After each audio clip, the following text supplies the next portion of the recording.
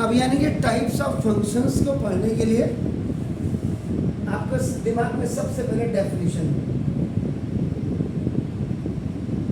Definition का मतलब क्या है? A rule or the correspondence which associate every element of A, आपका नाम देखो, every element of set to the unique element of, आपका नाम, another set is called the mapping or the function. एक डेफिनेशन तो ये बनती है। दूसरी डेफिनेशन क्या बनती है इसमें? A function which has either capital R or one of its subset as its range is called the real valued function. Further, if its domain is also either capital R or a subset of R is called the real function. इसमें दो definition आपको याद रखनी है। इसके बाद आपको domain, codomain and range आपके दिमाग में होनी चाहिए। उसके बाद आपका फंक्शन ऑफ ऑर्डर्ड पेयर, ये आपके दिमाग में होने चाहिए।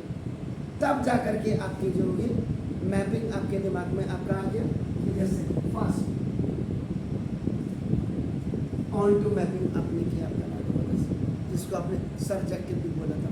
उसके बाद आपने दूसरा किया इनटू मैपिंग आपने किया था। उसके बाद थर्ड आपने पढ़ा वन वन मैपिंग आपने पढ़ा। उसके बाद फिर आपने फोर्थ पढ़ा मैनी वन आपने पढ़ा। इसके बाद फिर आपने पढ़ा वन वन इनटू मैपिंग।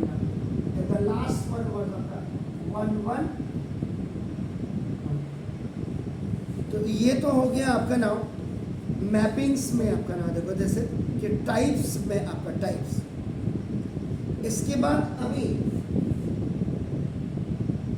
सम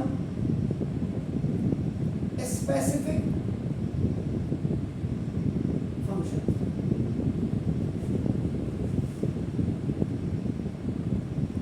इससे स्कूल में क्या पढ़ाया क्या नहीं पढ़ाया और यहाँ क्या पढ़ा रहे हैं, ये सारे आपको बिल्कुल आपको क्लियर होना चाहिए।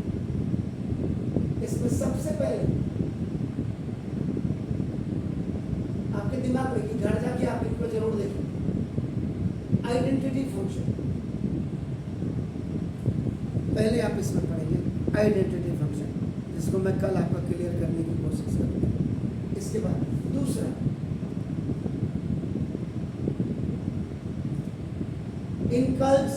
इंकल्जेंट फंक्शन, ये आपका देखना। इसके बाद तीसरा अपने स्कूल की कॉपी को भी जरूर देखें।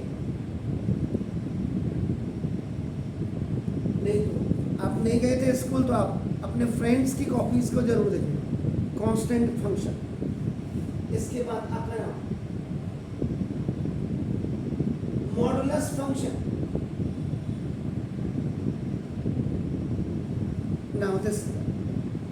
इसके बाद इसी में properties of modular function for real आपका आता।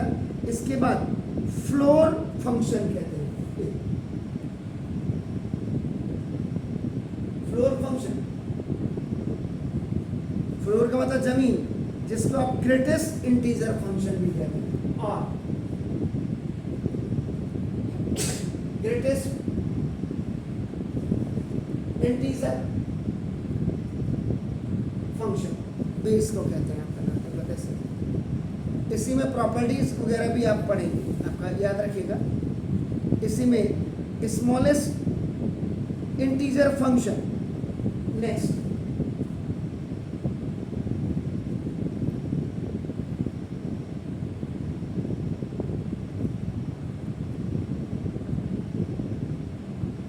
जैसे इसका नाम फ्लोर फंक्शन है, इसको आप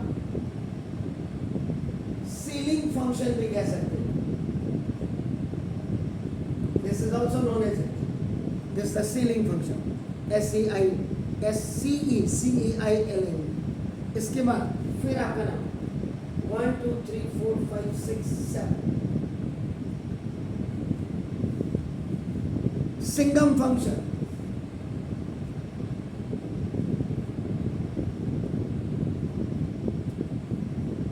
then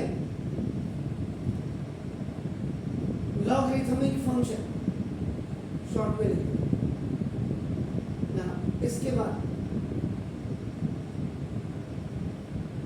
exponential function,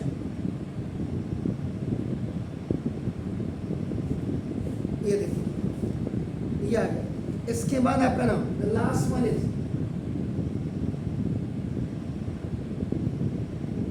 reciprocal function.